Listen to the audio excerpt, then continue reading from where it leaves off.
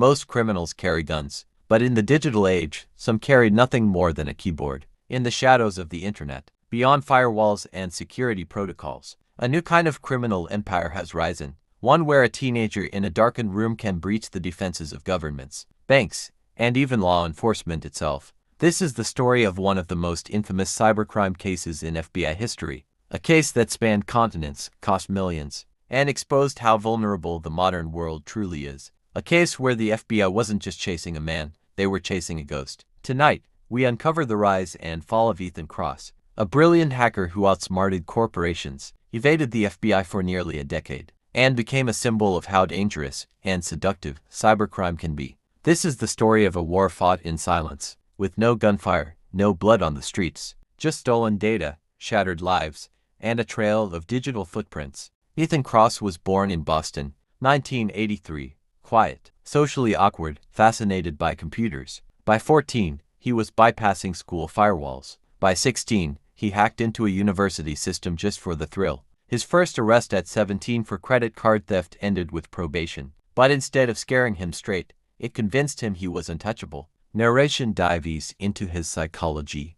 Ethan wasn't motivated by money at first. He wanted power, recognition, control. Each hack gave him a rush, a sense of superiority. By the early 2000s, Ethan had created an underground alias, Null. Null became a legend on hacker forums. He stole credit card databases, launched denial-of-service attacks, and sold stolen identities on the dark web. His exploits attracted the FBI's attention. But Ethan was always a step ahead. He encrypted his communications, bounced signals across international servers, and mocked investigators online. He wasn't just a hacker. He was taunting the FBI on their own turf. By 2005, Ethan had escalated. He breached a Fortune 500 bank, stealing $25 million in a single night. He crippled an airline's ticketing system for 48 hours, costing millions. He even hacked into local police dispatch systems as a demonstration of his reach. The FBI created a dedicated task force, Operation Black Ice, led by Special Agent Dana Whitaker,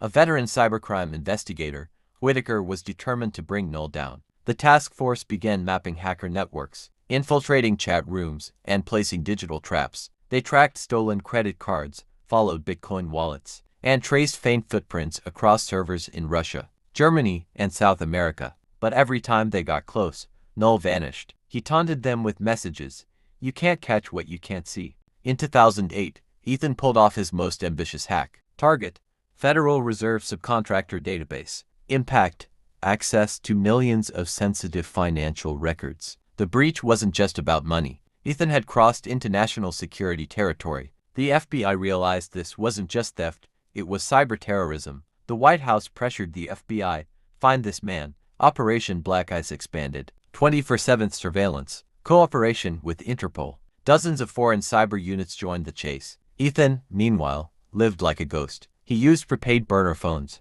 rented apartments under fake IDs, wiped drives with military-grade software, and never stayed in one city for more than 3 months. But success bred recklessness. He started bragging in hacker circles, leaking redacted FBI memos to prove he had infiltrated their systems. And then he made the mistake that would end everything. Ethan was in Prague, 2009, when he logged into a private server without masking his VPN. That single slip gave the FBI a 0.9-second window to capture his real IP address, enough to place him in the Czech Republic. Interpol moved fast. FBI agent Whitaker flew to Europe, coordinating a surveillance operation. They tracked Ethan to a dingy internet cafe, where he logged in daily. But Ethan spotted surveillance teams. He vanished again, leaving only an empty apartment and shredded hard drives. Still, the FBI had a lead. The chase was no longer about if, it was about when.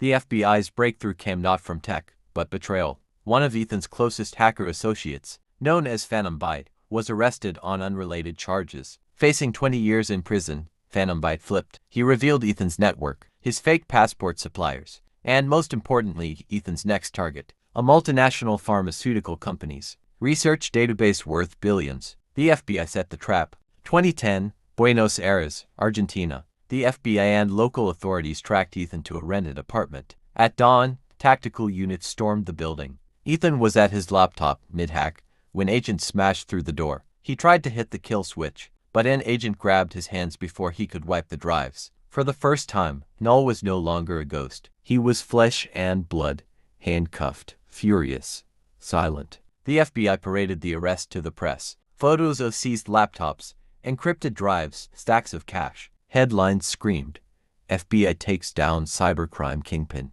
Ethan's trial was one of the most closely watched cybercrime cases in history. Prosecutors painted him as a digital terrorist, responsible for hundreds of millions in damages. The defense argued he was a genius gone astray, not a violent criminal. They portrayed him as a product of a broken system, but the evidence was overwhelming. Chat logs, stolen databases, Phantom Bytes testimony. In 2012, Ethan Cross, alias Null, was sentenced to 35 years in federal prison. Even behind bars, Ethan remained a symbol. Hackers painted him as a martyr. Corporations used him as the ultimate warning. The FBI hailed the case as proof they could win the war on cybercrime. But unanswered questions lingered. How much of the stolen money was never recovered? Did Ethan stash away secrets that could still cripple systems? And most chilling of all, did Null really act alone? From his prison cell, Ethan gave one final interview. When asked if he regretted his crimes, he smirked and said, "The FBI only caught me because I let them. I was tired of running." The interviewer asked if that was true. Ethan leaned forward and whispered, "Or maybe I just wanted to prove I could beat them again." From the inside, the recording ended there. The story of Ethan Cross, Null, isn't just about one man. It's about the world we live in. A world where battles aren't fought with bullets, but with code. Where the most dangerous criminal may not carry a gun, but a laptop. And as technology evolves, so do the ghosts in the wires. The question is, has the FBI really caught them all? Or are there others, right now, watching, waiting, already inside?